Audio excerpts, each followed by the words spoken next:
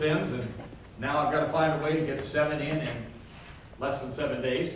But I'm not sure we're going to let Satan win out on this, because I don't believe that it's God that really wants us to avoid this discussion.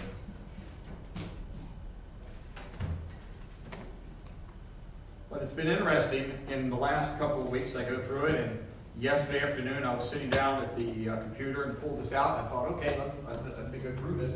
And what was fascinating is 99.9% of the time I manuscript a sermon. I don't read it, because I don't think I do. You all may say otherwise. But I manuscript it. One, because I learn better that way, is I write the whole thing out. And then it's aside. I almost never reuse them. But I opened this one up, and I'm going through, and I start going through, and I go, oh my gosh, I outlined this one.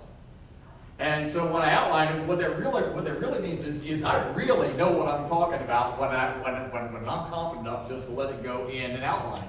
So yesterday at like 2 o'clock in the afternoon, I'm going, okay, so what did I really know 3 weeks ago that I don't know today?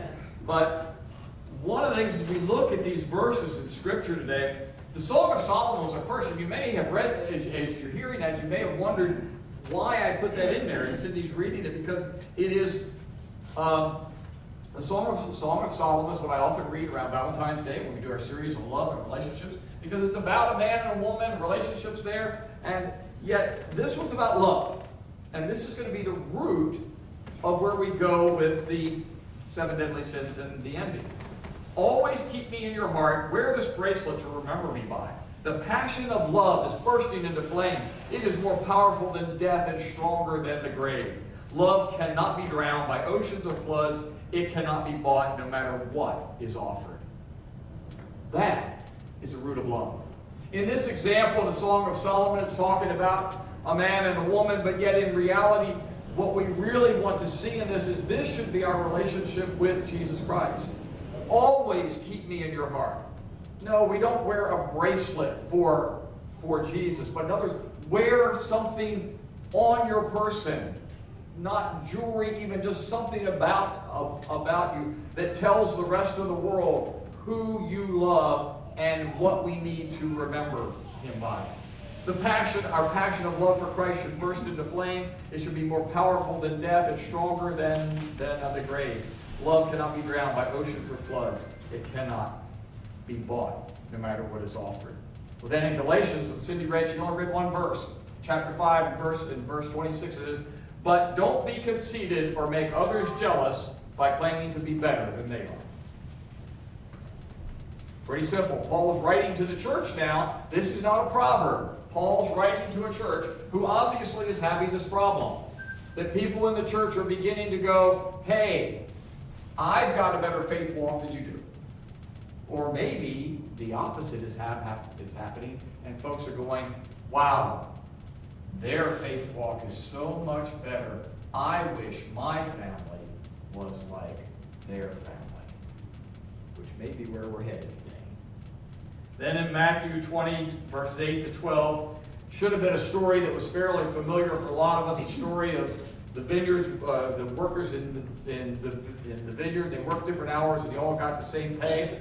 We're actually going to come back to that. I left my Bible too. How about that? I left my Bible, my confirmation stuff. We're going to look at this. So in the 7 deadly sins, we started almost 3 weeks ago now. We started on pride, and we said pride tended to be the root of that. We were out last night, and I got challenged with folks and said, what are the 7 deadly sins again? And Bill wasn't there to tell me, Mike wasn't there to tell me, because they're my 2 guys in the men's group who have a Catholic background in them, and they can still give them to me. So I was down to 5 out of the 7, and then of course there's always the use of the wonderful little smartphone, and you can find out the other 2. We got them. And one of the folks in the room said, pride is one? Because I had pride, because I preached on that. I went, yeah, well, I thought pride was just something that, God made it so we felt good about it. And I said, well, we talked about that. Pride doesn't mean it's a sin just because we feel good in our accomplishments, but it's sort of there when it overtakes, and our pride is such that we think we're equal to God. And that's what usually happens. So that's where we started in this idea that pride is there. But When we look at envy, envy and jealousy become almost synonymous in today's English. And the definition is jealousy is the uneasiness felt due to suspicion, resentment, or fear of rivalry, especially in regards to love or affection. Envy is the feeling of resentment, discontentment, or jealousy of another person's possession or success. That's how you split the line. Is jealousy and envy are sort of hand in hand, but jealousy is the suspicion or resentment, a fear of rivalry in regards to our love and affection. But envy is those that belong to other things. So jealousy has its roots in pride and vanity and selfishness. And we just started that discussion on pride and how that can be. But jealousy and envy is a spirit. The bottom line is sort of, its definition is a spirit of complaining and murmuring. So if you're complaining and murmuring, then in essence, in this definition, you're involved in jealousy and in envy. Because my guess is you're not just complaining just to complain. You're complaining because somebody's got more than you do. Or you're complaining because you don't have as much as somebody else does. Or whichever way you want to look at that. Or you're complaining because you wish things were different. And I got thinking about it. I wish I had $1 for every time when I was teaching school. In all the years of middle and high school, that I had a group of kids who ended up in a fight, either physically or in words or emotionally. And then you got them all in a room and you set them down and you tried to sort it all out.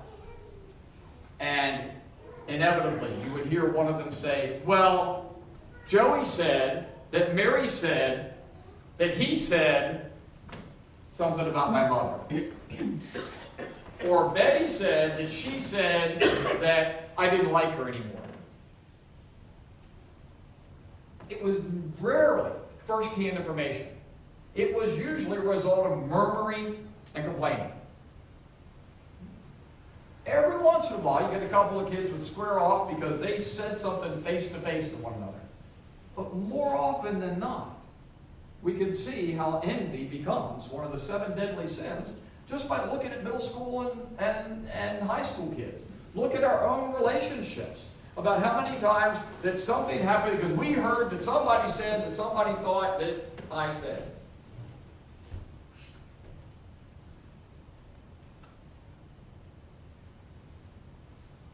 It just reaches this point that when we begin to look at things, we sometimes just can't seem to look at things for what they are.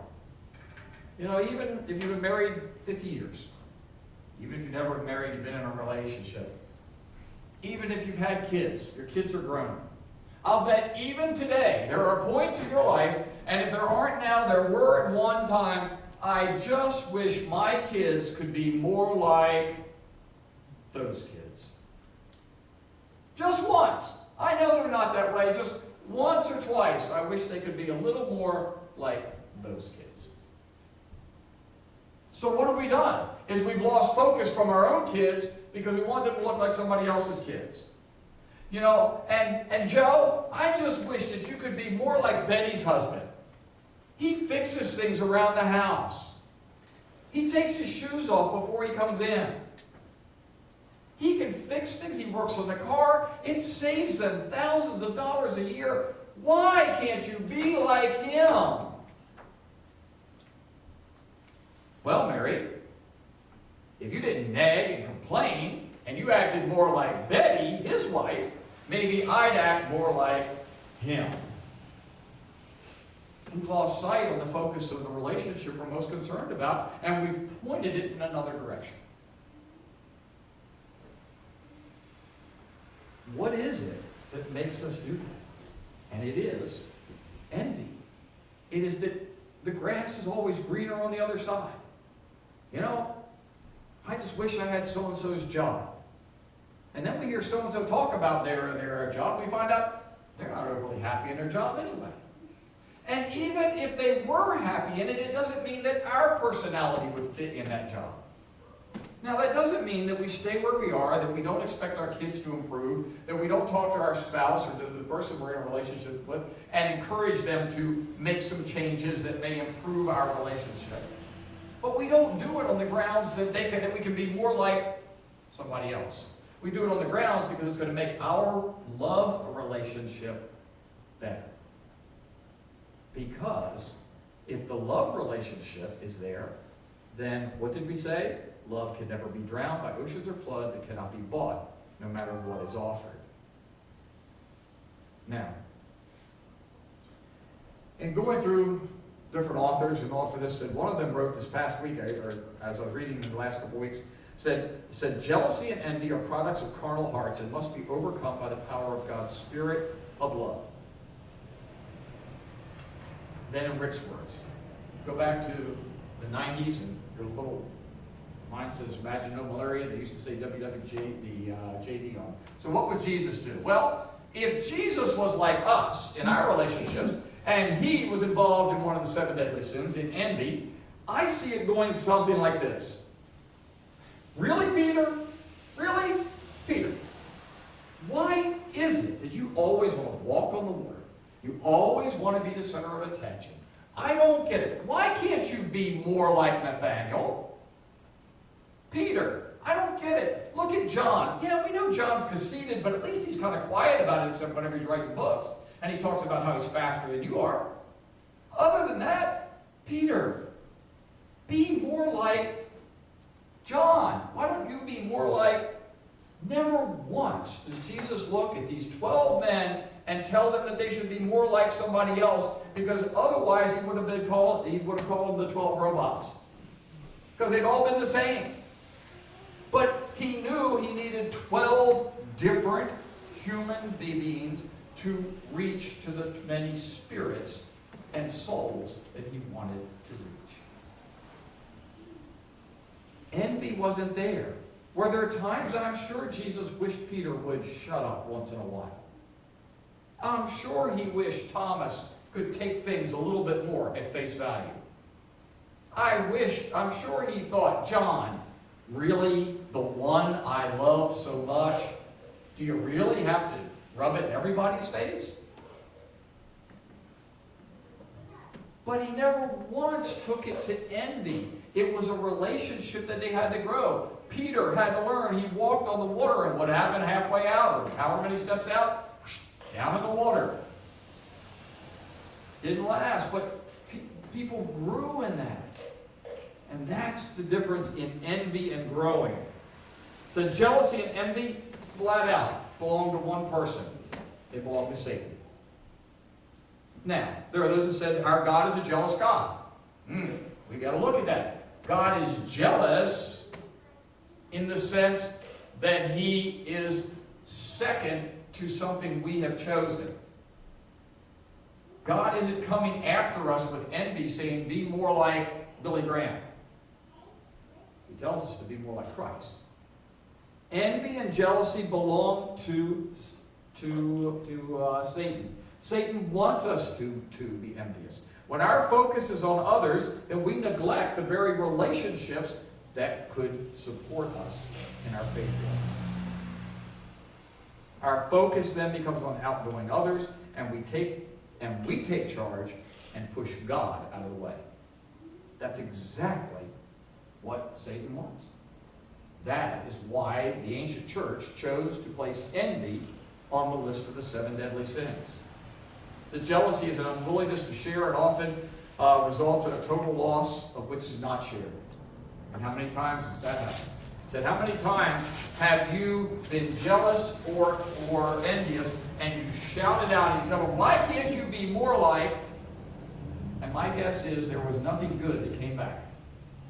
Because if I'm not far off, I'm betting the comment back is, like I said before, and if you were more like, then I wouldn't be the way I am. Don't be led astray by being envious of the ungodly. This is the one that gets me. Our society is really envious of the ungodly.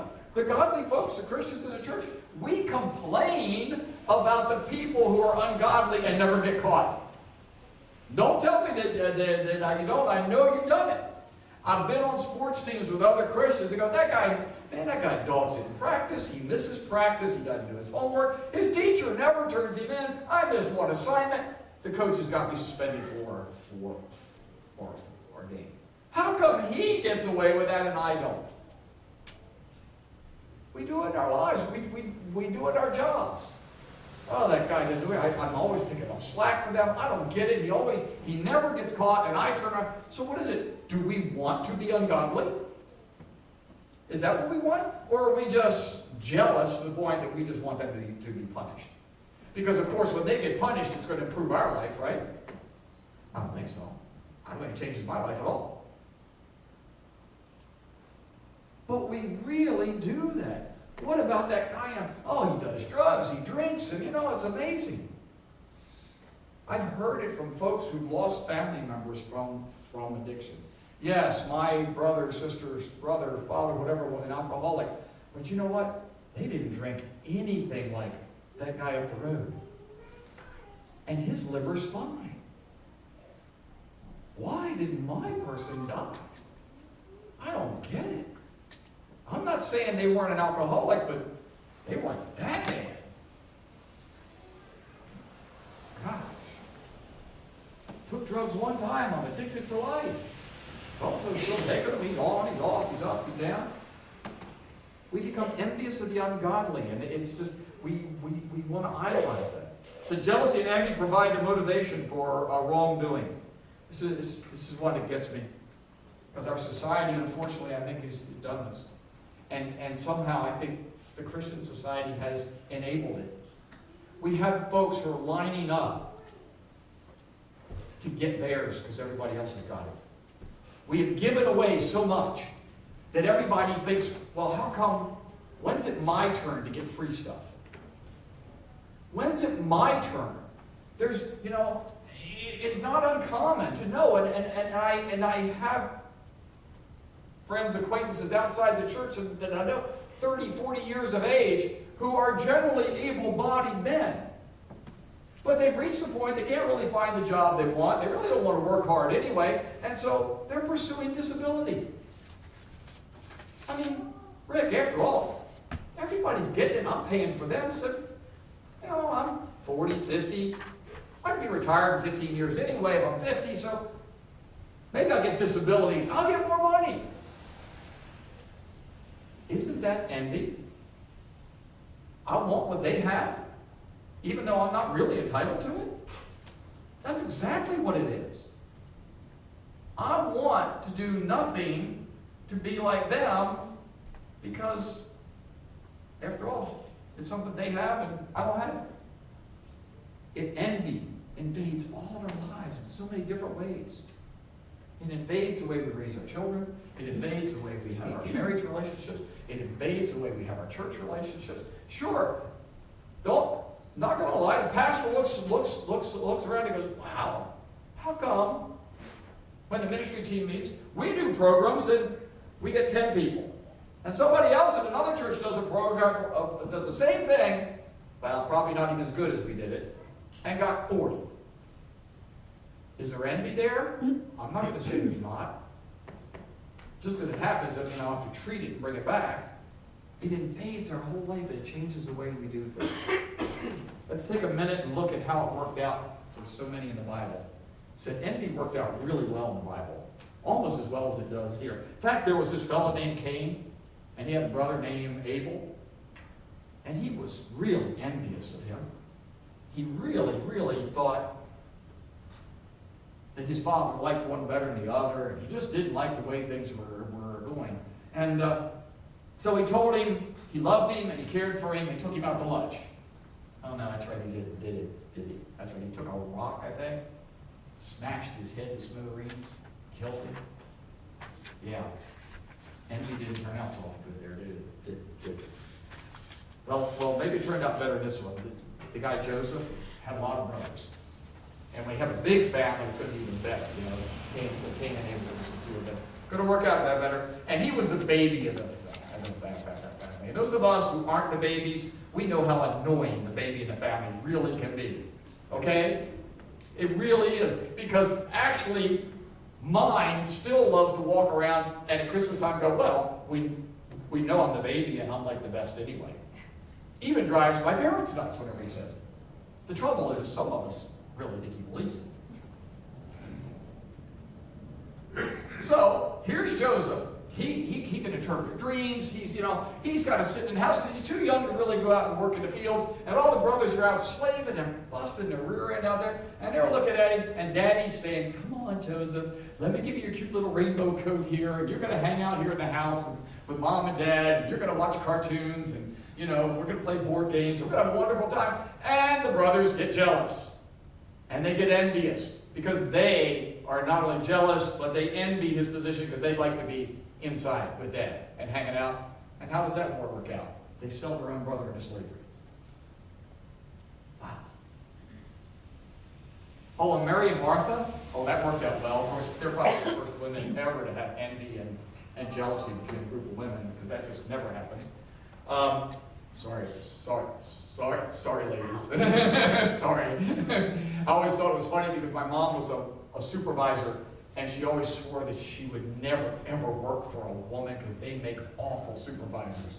And I'd look at her and be going, isn't that what you do, aren't you? Yeah. I'm different. Okay. But here's Mary and Martha. One's got to get the dinner ready. They got to get the house clean. They got to get it all set. And the other was just sitting at the feet of Jesus going, wow, the Savior of the world. Wow. And the other was going, but Lord, look at her. She isn't helping me do anything. He's going, hey, relax. Your gifts, her gifts, our gifts. Gifts aren't to be envious. They're just different. And then, of course, the prodigal son, then that would work out well too, huh? Yeah.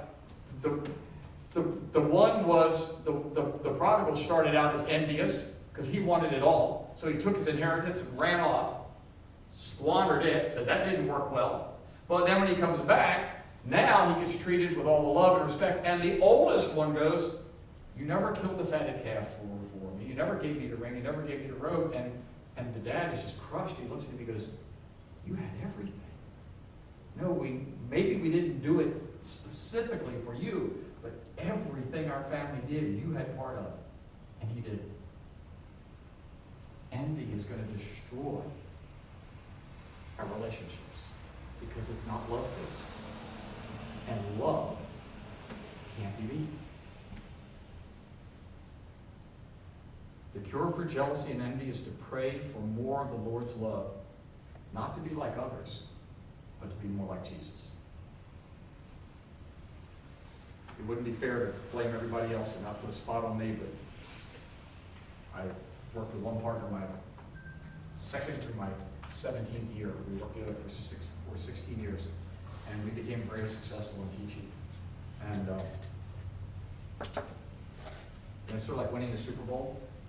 You may have two great teams there, but only one team can win. No matter how good. Well, when the awards are given out, only one person can win them each year. So somebody had to win first. And she did a little better job at selling herself. She was more involved in the politics and talking to people, and I would sit back and go, if I get it, I get it. You should see me for what I am. Well, she got it first. She got the first award. I didn't handle it well. And I changed a 16-year relationship forever. One that even now, after all these years, still bothers me. Envy does that. Ultimately, we ended up with the exact same awards. In the end, we all got recognized for what we did. But we'd done everything as a team, and then people from the outside separated us in recognition. And Rick didn't handle it well. God becomes jealous, he said. But he becomes jealous when we choose to love things and other people more than him. God becomes jealous about that. God just really dislikes it when we're envious. He gave us what we have. It doesn't mean we can't be better. It doesn't mean we can't grow more or do more. He gave us what we have to be better, to be stronger, and to go about his work